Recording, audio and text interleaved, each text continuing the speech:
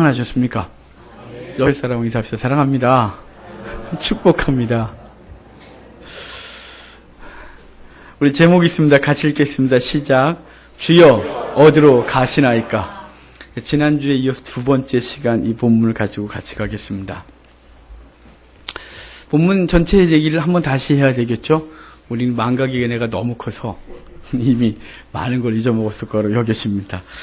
예수님께서 마가의 다락방에서 최후의 만찬을 하시는 중에 제자들의 발을 씻기셨습니다. 그리고 얼마 안 있어서 제자들에게 말씀하시길 너희 중 하나가 나를 팔리라 이렇게 말씀했습니다. 그날 밤 식사는 정말 힘든 날이었습니다. 제자들 입장에서 갑자기 스승이 발 씻겨주진 않나, 갑자기 너희 중에 하나가 나를 팔 것이다라고 말씀했습니다. 아무도 말 못하고 있는데 베드로가 요한을 향하여 머리채 사람에 물어봐 그랬고, 요한은 예수님께 누굽니까? 라고 물었더니 내가 떡 한 조각을 찍어 적셔서 주는 그가 나를 팔자라라 이렇게 말했습니다. 그리고 그것을 찍어서 가룟 유다에게 주니 그가 그것을 받아먹고 사단이 그에게 들어갔더라 이렇게 되어 있어요. 그리고 그가 나갔고 거기 이어져서 하는 얘기가 예수님이 이미 영광을 받으셨다라고 말했고 아버지도 영광을 받으셨다 이렇게 말씀했습니다. 그러고 나서 주님께서는 그 제자들에게 내가 너에게 새 계명을 주노니 서로 사랑해라. 너희가 서로 사랑을 통하여 사람들이 너희가 내 제자인 줄 알 것이다. 이렇게 말했습니다.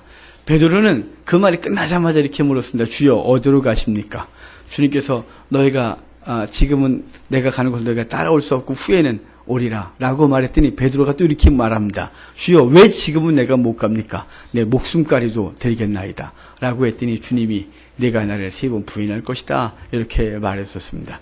이 이야기들에서 21절부터 32절까지가 지난주에 봤던 이야기입니다.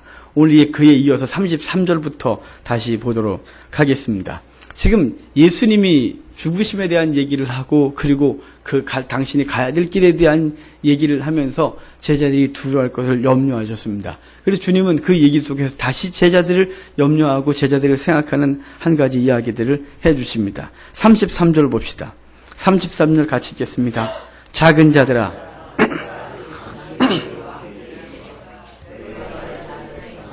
일찍이 내가 유대인들에게 너희는 내가 가는 곳에 올 수 없다고 말한 것과 같이 지금 너희에게도 이르노라.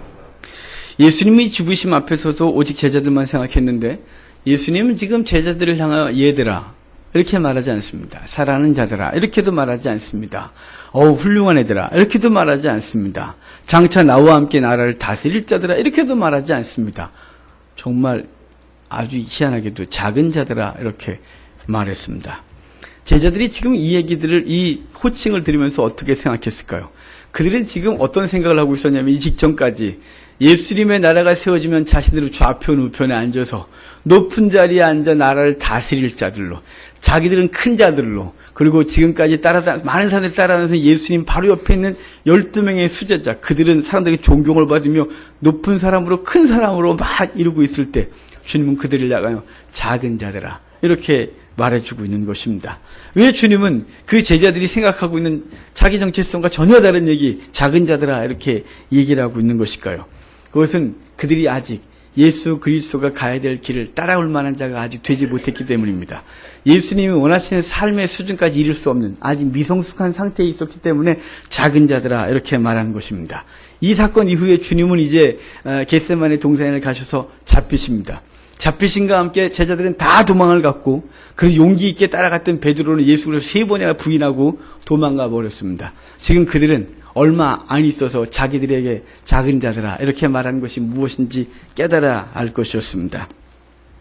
제자들은 예수님을 위하여 단 1%도 살 수 있는 존재들이 아니었습니다. 예수님이 죽으시는 그 자리에 조금도 갈 수 없는 존재들이 바로 제자들이었습니다. 그러기에 주님은 그 제자들을 가리켜 작은 자들이라고 말씀하고 있는 것입니다.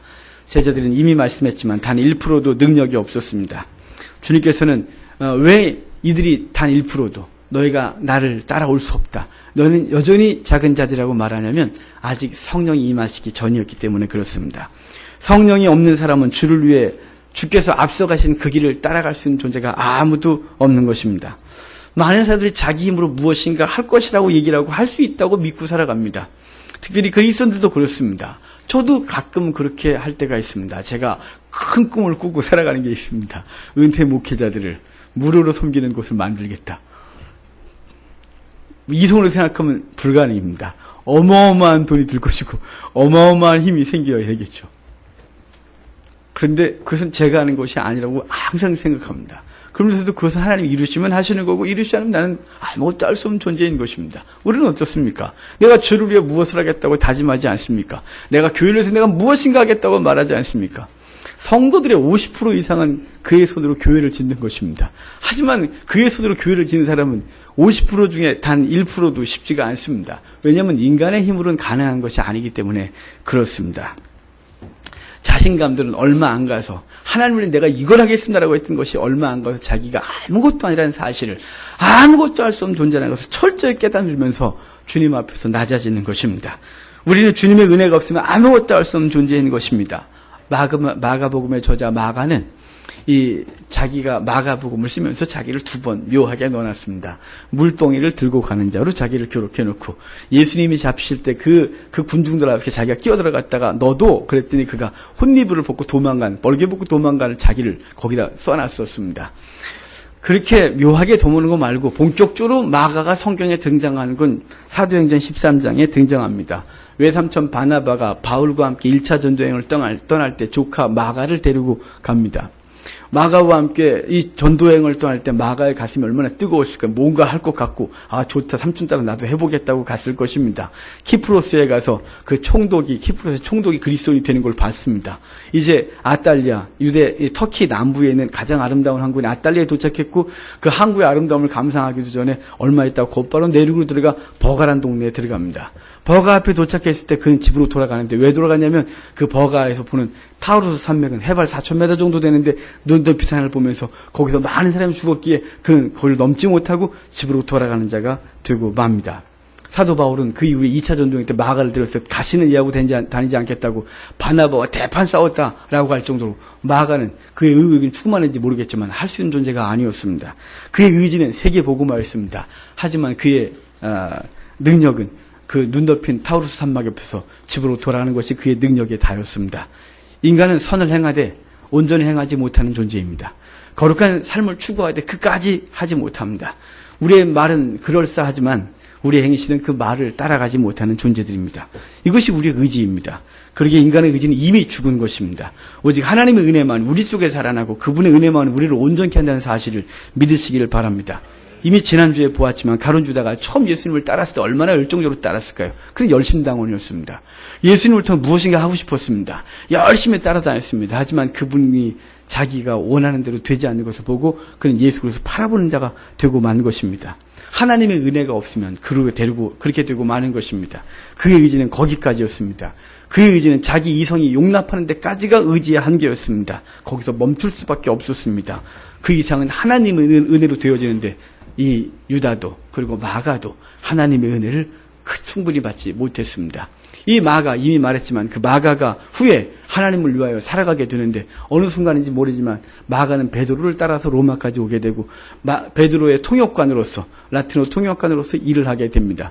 그리고 마가복음을 기록하고 후에 마가는 이집트로 데려가서 이집트에서 순교하게 되는 그래서 이집트 교회는 마가를 숭배하게 되어지는 일이 벌어지는데 이 마가는 바로 맨 처음에 그의 의지로 해보려고 했지만 아무것도 못했고 하나님의 성령의 충만함을 입어 그 이후 기꺼이 죽음까지 나아가는 사람이 되었었다 이 말입니다.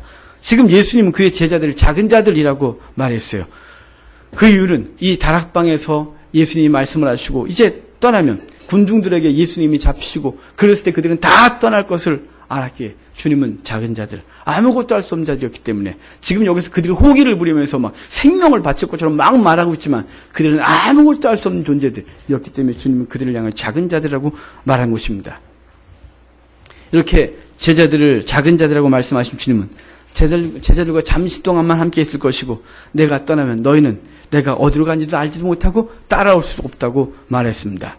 그렇습니다. 제자들은 예수님의 말씀하신 것처럼 예수님께서 가신 곳을 알 수 없었고 갈 수도 없었습니다. 그 이유는 그 길이 바로 아버지께 가는 것이고 아버지께 가기 위해서는 예수 그리스도가 십자가를 통과해서 갈 수밖에 없었기 때문에 제자들은 제자들에게 알지도 못하고 너희는 올 수 없다고 말하는 것이, 왜냐하면 아버지께, 그리고 아버지 보좌 우편에 있는 예수 그리스도의 보좌까지 나오려면 십자가를 거쳐서 나와야 되는데 그 십자가를 질 만한 능력도, 십자가를 통과할 만한 것도, 십자가를 어떻게 통과하는지도 모르기 때문에 그들에게는 올 수 없다고 이렇게 말하는 거예요. 하나님께 나아가려고 하는 자들은 반드시 십자가를 통과해 나가는 것입니다. 이 말은 1차적으로 십자가를 통과한다는 이 말의 의미는 십자가를 진다 이 말이 아닙니다. 고행을 하고 공로를 쌓으며 도를 닦고 덕을 행해서 십자가를 통과하는 것이 아닙니다. 십자가를 통과한다는 것은 바로 예수 그리스도께서 십자가에서 흘리신 그 피 뿌림을 입고, 그 피 뿌림을 입고 그분께 나아가는 것, 그것이 바로 십자가를 지는 것이다. 십자가를 통과하는 것이라 이 말이에요. 그래서 그 피 뿌림을 입은 사람들이, 그 은혜를 입은 사람들이 기꺼이 그 뒤에 주님께서 가볍고 쉽게 해주신 십자가를 지고, 자기의 십자가를 지고 그 뒤에 따라가는 것입니다. 하나님의 은혜가 없이는 십자가 절대로 줄 수가 없는 것입니다. 하나님의 은혜가 없이는 우리가 맡은 사명 요만한 거 하나 감당할 수가 없는 것입니다. 하나님의 은혜가 없이는 우리의 가진 것 하나도 드릴 만한 능력이 우리 속에는 없습니다. 하나님의 은혜가 주어지고 그분의 보혈 때문에 감격한 사람들은 그 주신 십자가, 그것이 아무리 무거웠어도, 이전엔 무거워서 질 수 없었지만 이제는 그것이 쉽고 가볍게 되어서 기꺼이 그 십자가 지고 따라하는 존재가 된다 이 말입니다. 구약에서 대속제일의 백성들은 염소를 잡고 그 피를 지성소에 들어가 뿌렸습니다. 그런데 그 피를 뿌리는 제사장 자기도 더러웠기 때문에 자기를 위해 송아지를 잡고 그 피를 가지고 지성소에 먼저 들어가서 뿌리고 난 이후에 제 백성들을 위해서 그렇게 했었습니다. 그 피를 통과해서 아버지께 나아가는 것이었습니다. 정결례가 있습니다. 정결례를 보면 이제 문둥병에 걸렸거나 혈류병에 걸렸었거나 부정한 음식을 먹었거나 하나님 앞에 부정한 짓을 한 이후에 하나님 앞에 정결케 하기 위하여 정결례를 치르게 되는데 새 2마리와 백향목, 홍색 우슬을 갖고 와서 그 중에 한 마리에서는 흐르는 물 위에서 죽여 그 피를 담고, 그리고 두 번째 새와 백향목을 홍색 우슬초를 가지고 피를 7번 치고 7번 뿌리게 되어집니다. 그렇게 뿌리고 나면 온 몸이 피로 범벅이 되어지는 것입니다. 그 피가 다 가리워서 얼굴이 하나도 보이지 않을 정도로 피 범벅을 만들어 놓는 것입니다. 이것은 구약에서 피에 그 죄가 가리웠다라고 말한다면 그 신약에 와서는 피에 가리운 정도가 아니라 그 피로 말미암아 완전히 도말되어진 것입니다. 그래서 그리스도의 십자가의 피로 말미암지 않고 아버지로 나아갈 자가 없는 것입니다. 그리고 그 은혜를 입은 사람만이 기꺼이 그분이 원하시는 십자가, 그것을 지고 가는 것입니다. 성도 여러분, 저와 여러분은 작은 자입니다. 우리는 할 수 있는 게 아무것도 없습니다. 아무것도 할 수 없어서 내 의지로 내가 무엇인가 할 수 있다. 아니요, 착각하시면 안 됩니다. 주님께서 마음을 주셨으면 그 마음은 하나님이 주신 줄 믿고 그분께 철저히 의지하여 그분이 무엇인가 이루기를 기대해야지.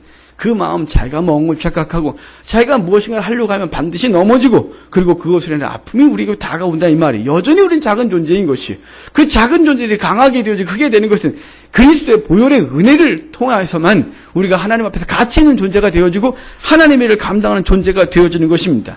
만약에 그분의 은혜가 없으면 우리의 입술은 뻥뻥거리고 말을 할 뿐, 우리의 행위는 위선을 떨 뿐입니다. 그래서 우리는 뻥쟁이 위선자가 될 뿐 아무것도 할 수 없는 존재가 되는 것입니다. 그러므로 하나님의 은혜가 없이는 아무것도 할 수 없는 존재라는 사실을 철저히 깨닫고 그분 앞에 철저히 낮아져, 주여 내가 이 길을 하나기 원하오니 주여 내가 하는 것이 주께서 나를 통한 일을 행하여 달라고 주 앞에 날마다 무릎 꿇는 은혜가 있기를 주님 축복합니다. 이렇게 말씀하신 주님은 우리 계명 하나를 더해 주십니다. 34절과 35절 같이 읽겠습니다. 새 계명을 너희에게 주노니 내가 너희를 사랑하는 것 같이 너희도 사랑하라. 너희가 서로 사랑하면 이로써 모든 사람이 너희가 내 제자인 줄 알리라. 아멘.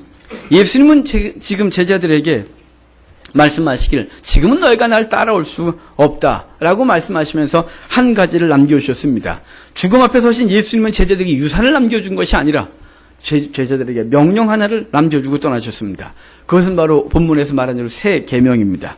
그러면서 이 새 계명이 뭐냐? 서로 사랑하라 이렇게 말씀하셨습니다. 왜 주님은 서로 사랑하는 것을 가리켜서 새 계명이라고 말했을까요? 구약에는 사랑하라는 말이 없을까요?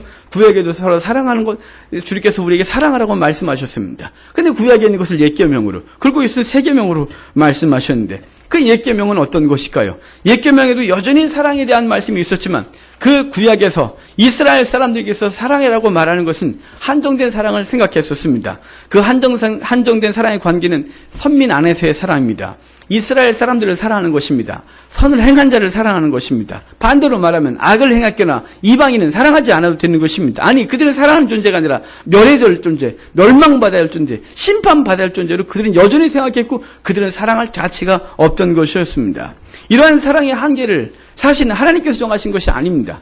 하나님은 모든 이방인들과 피조물까지도 다 사랑했습니다. 우리가 잘 아는 요나서를 보면 요나서 1장부터 4장까지 쭉 얘기하다가 4장 저 결론 부분에 가면 요나가 투덜거리면 박넝쿨이 있었던 것이 벌레가 막 먹고 막 이런 것 때문에 그 자기 머리가 뜨끈뜨끈하고 때문에 막 원망을 하니까 주님이 말씀하신 것을 그거 네가 심었어?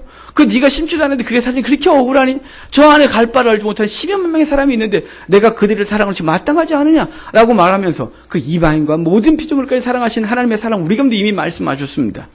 세 계명과 반대되는 옛 계명은 하나님께서 한정하신 것처럼 구약의 이스라엘 사람들이 스스로 하나님의 말씀을 잘못 해석하고 확대 적용함으로 그것을 지들끼리 사랑하는 것으로 해석했다 이 말입니다. 이러한 잘못된 계명에 반하여 주님은 새 계명을 너에게 준다 이렇게 말하는 거예요.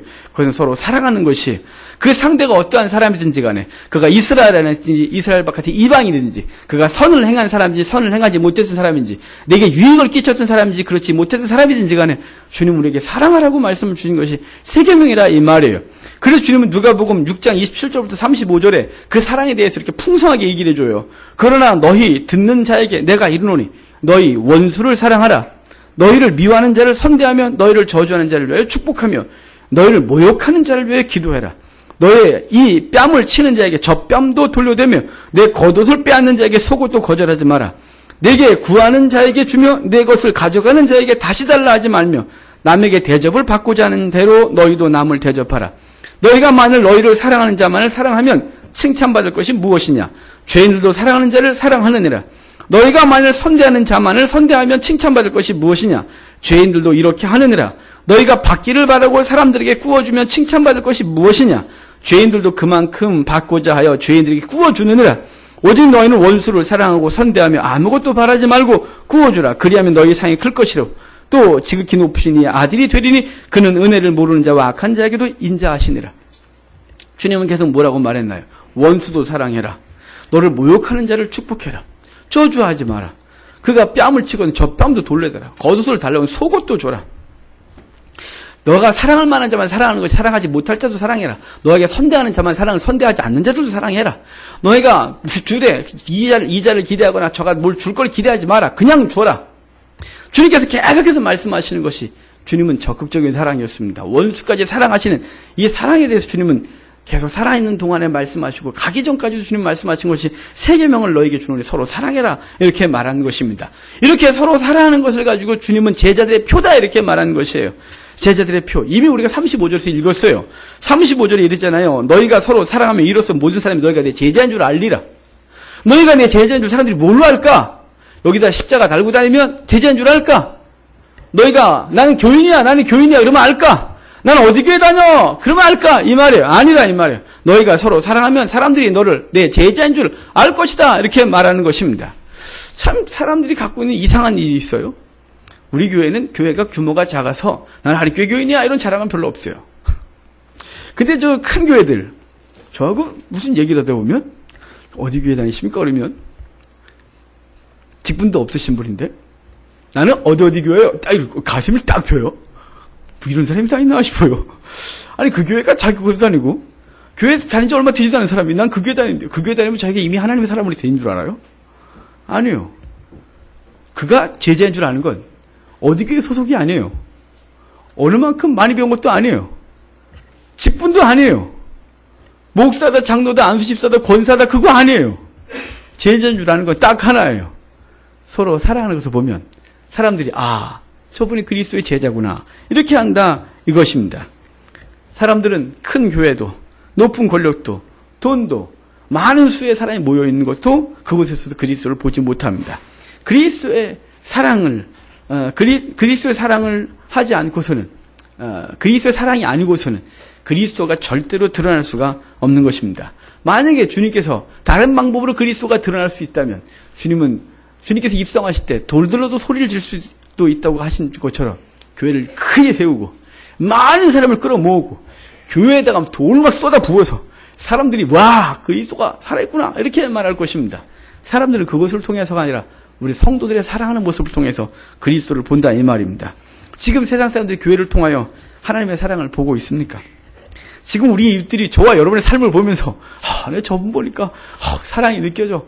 나 그리스도인 되고 싶어. 이런 사람 있습니까? 바라기는 그렇게 되기를 정말로 바랍니다. 주님께서 허락하신 이 풍성한 사랑은 이 안에서만 있고 있습니다. 흐르질 않습니다. 이 안에서 우리 교회 딱 오면 서로 사랑합니다. 할렐루야. 그리고 우리 속에 있는 원수 같은 이 분노와 미움까지 다 절제하면서 겉으로는 웃으면서 우리는 사랑한다고 얘기를 합니다. 축복합니다. 이렇게 얘기를 합니다. 정말 우리 속에 그럴까요? 이제 교회를 바깥에 나가서 우리는 어떨까요? 우리는 교회 바깥으로 나가는 순간 여기서는 사랑, 바깥에 나가서 원수 같은 놈은 여전히 원수 같은 놈으로 사랑하고 있는 것입니다. 그러니까 흐르지 않는 것이에요. 마치 이 안에서 여전히 썩어 나가서 음식 쓰레기가 막 냄새가 나 펄펄 나듯이 우리의 그리스도의 삶의 가정들마다 우리의 삶의 영역들마다 우리의 사업터마다 그 썩은 냄새가 풍기고 있다면 우리는 그리스도가 우리 속에 드러나지 않는 것입니다. 왜 우리가 서로 사랑해야 주님께서 드러나신다고 하실 거예요? 그것은 주님 자체가 사랑이기 때문에 그렇습니다. 그 사랑이신 분이 우리 안에 거하시기 때문에 우리 안에서 드러나는 건 그분이어야 된다 이 말이에요. 그래서 사람이 그 속에 들어가는 것을 통해서 나오는 것이에요. 여러분, 사람 만나기 전에는 파김치를 절대로 먹지 않습니다. 아무리 먹고 양치질하고 가글을 해도 말하다 보면 파리 냄새가 나서 이게 참 민망합니다. 이 들어간 게 나오는 것입니다. 여러분 속에 뭐가 있습니까? 그리스도가 있습니까?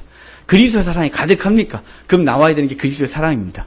우리 속에 분노가 있으면 분노가 나오는 겁니다. 우리 속에 미움이 있으면 미움이 나오는 겁니다. 우리 속에 음란함이 있으면 우리의 눈빛과 우리의 말투가 음란한 것입니다.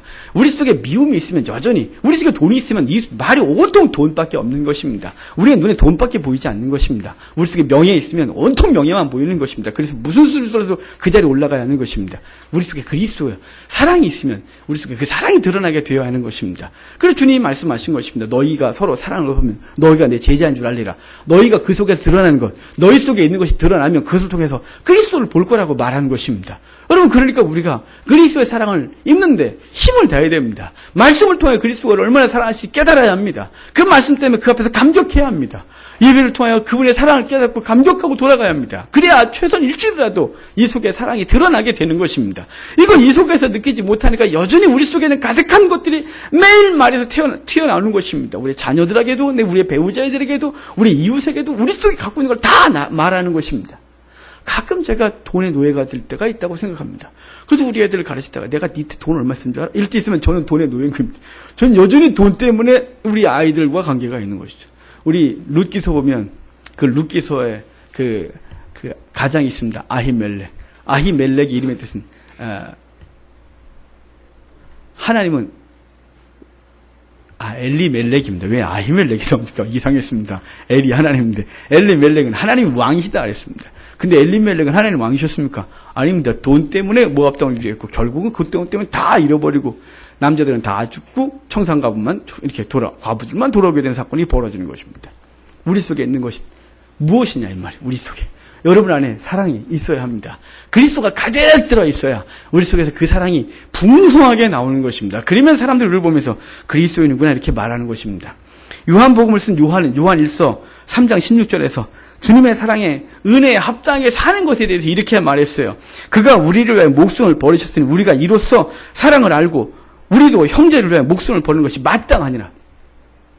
요한복음 3장 10절은 뭐라고 그랬습니까? 하나님이 세상을 이처럼 사랑하사 독생자를 주시니 이는 저를 믿는 자마다 멸망치 않고 영생을 얻게 하려 하심이라. 요한복음 3장 10절은 하나님이 우리를 사랑하사 당신의 목숨을 버리셔서 우리에게 영생을 줬다고 말한다면 요한 1서 3장 16절은 주님께서 우리를 그렇게 위하여 죽으셨기 때문에 우리도 형제를 위하여 목숨을 버리고 목숨을 바쳐 형제를 사랑하는 것이 마땅하다라고 말하고 있는 것입니다. 여기 마땅하다 우리 이미 많이 들었죠. 오페일로라는 헬라어. 이 말은 빚을 졌다 이런 뜻입니다. 그러니까 우리가 우리 형제를 사랑하는 것은 빚을 졌기 때문에 빚을 갚는 것입니다. 주님께 놀라운 빚을 졌습니다. 감당할 수 없는 사랑의 빚을 졌습니다. 이 빚을 이제 주님께 갚아봐야 뭘 갚겠습니까? 그분이 뭐가 부족하자고. 이제 우리 하나님의 사람인 주님께서 선택하시고 주님께 사랑하시고 주님께서 이 땅을 사랑하신 그 영혼들에게 이제 그 빚을 갚아야 하는 것입니다. 여러분 빚 갚으면서 야 나 빚 갚았다 이런 사람 있습니까? 빚을 갚으면서 고맙습니다. 이렇게 말하는 거 아닙니까? 빚을 갚으면서 그동안 참아주신 거 고마운 거 아닙니까? 빚을 갚을 수 있도록 해주신 걸 감사한 것입니다. 그러니까 우리가 누군가의 사랑을 해놓고 내가 했으니까 감사하다 그래야지. 이렇게 말하면 안 되는 것입니다. 내가 주의를 조금 해놓고 생색을 내면 되는 게 아닌 것입니다. 왜냐하면 우리는 빚을 갚은 것뿐입니다. 빚을 갚았는데 무슨 빚 갚은 존재가 떠들어야 되는 것입니까? 앞으로도 빚이 이렇게 많은데 갚을 게 얼마나 많은데 우리는 생색낼 게 하나도 없는 것입니다. 그래서 사람들 위해서 나대면 안 되는 것입니다. 자기가 조금 잘났다고 해서 나대면 아니 되는 것입니다. 제가 요새 하나님 앞에 회개하는 사건이 하나 있습니다. 계속 마음이 무거운 게 있습니다.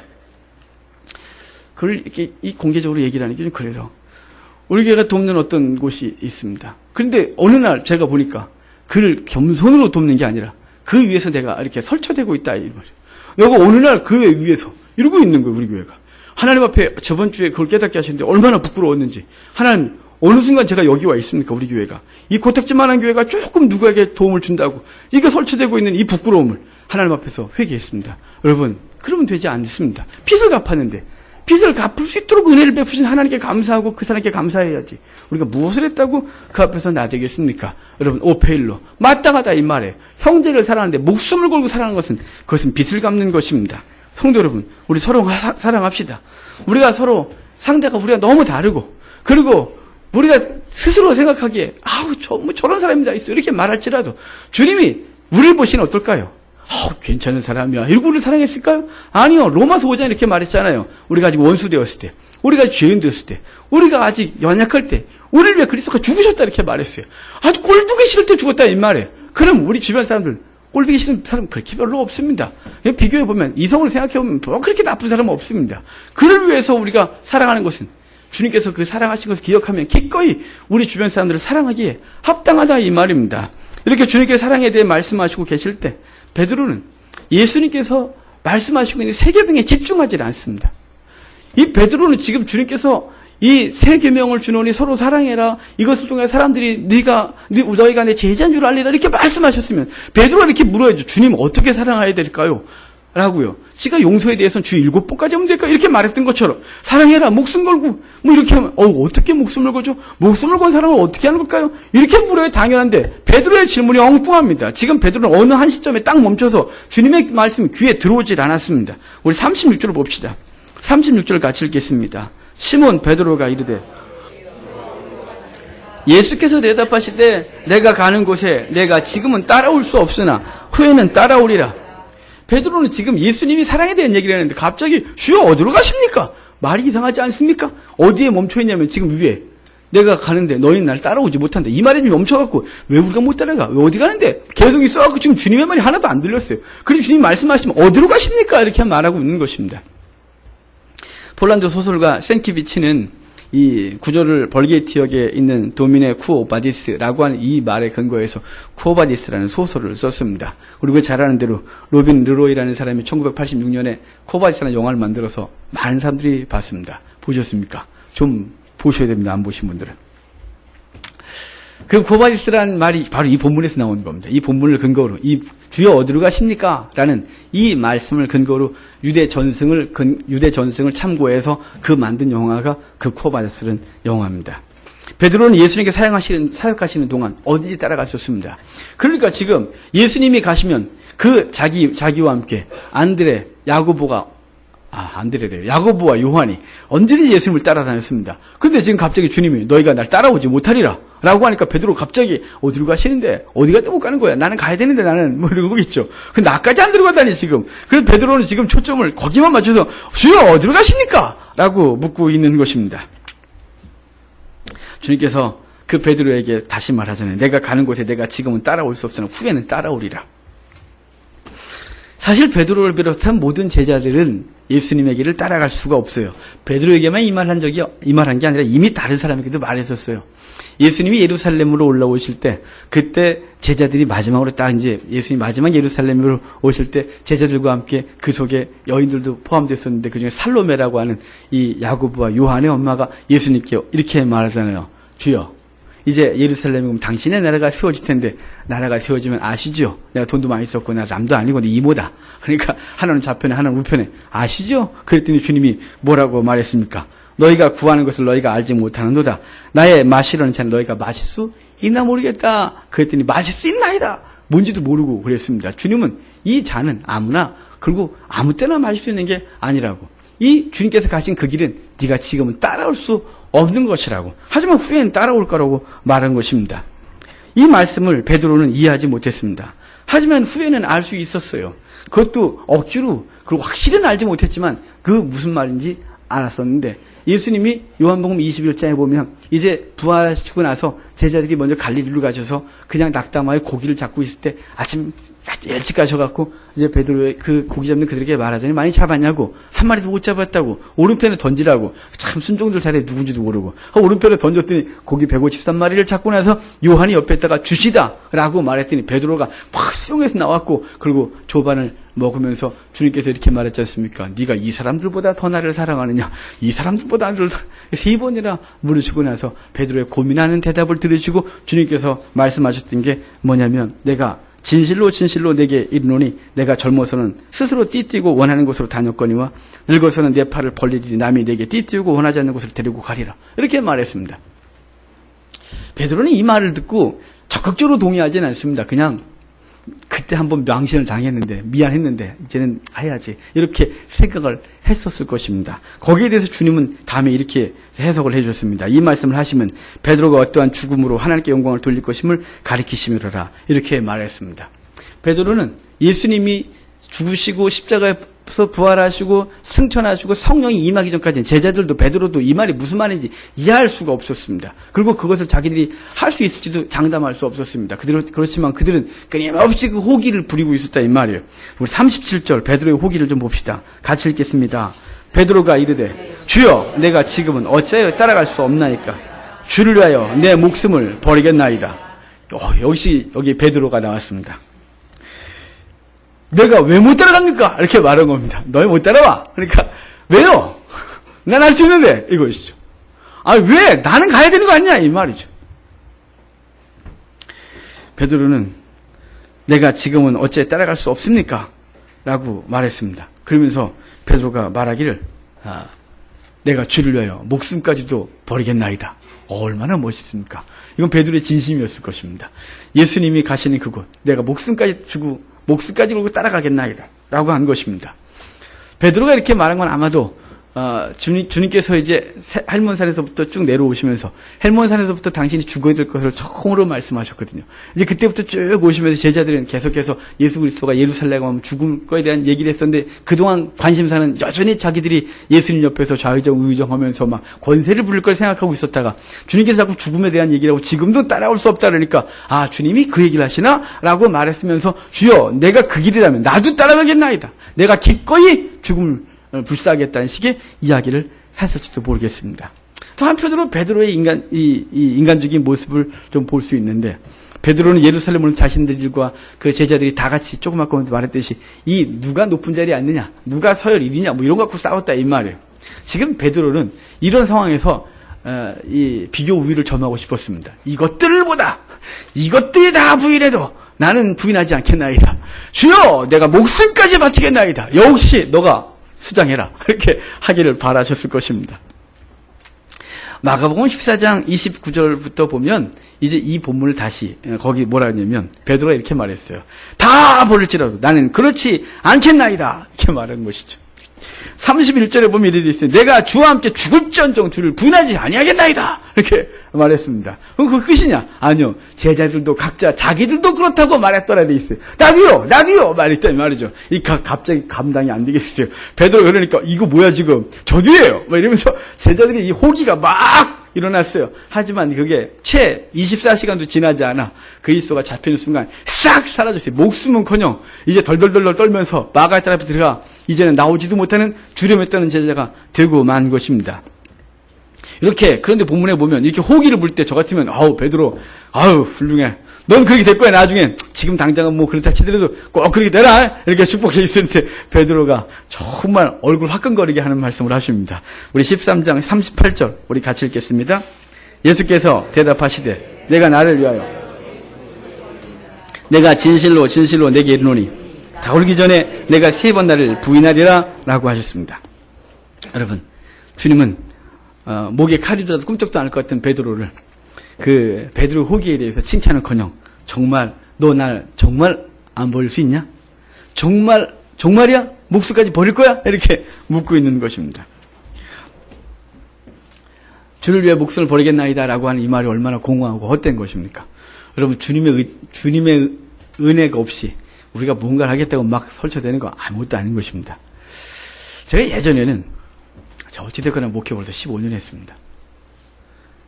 고3 때부터 설교 사역한 거 하면 거의 30년 했습니다. 그러니까 그 사이에 막 주의를 하면 사람들이 막 저한테 막 얘기하면 그 사람이 이 사람이 날 도울 건가? 이 사람이 뭐 이렇게 막 했습니다. 하나님이 여러 번 저에게 또 의지하는구나 막 이렇게 한두 번 저를 책망한 게 아니라서 이제는 그 마음을 다 받습니다. 그리고 같이 기도해 드립니다. 그리고 그가 그 일을 이루지 못해도 실망하지 않습니다. 왜냐하면 그 마음을 주님 받으셨다고 믿기 때문입니다. 그리고 때가 되면 언젠가 주께서 그를 뜨겁게 해서 그를 충만케 해서 그 일을 이루시기 때문입니다. 여러분 우리 호기는 아무것도 아닙니다. 주님께서 도리어 우리의 그 호기에 대해서 그 인간적인 열정에 대해서 말씀하시기를 네가 나를 3번 부인할 거다. 그 의지 갖고는 아무것도 할 수 없고 도리어 나를 부인하는 존재가 될 거라고 말하고 있는 것입니다. 베드로는 주여 어디로 가십니까? 라고 했습니다. 근데 주님은 내가 나를 부인할 것이라고 대답했습니다. 주님은 아셨습니다. 지금 이 호기는 아무것도 못할 것을.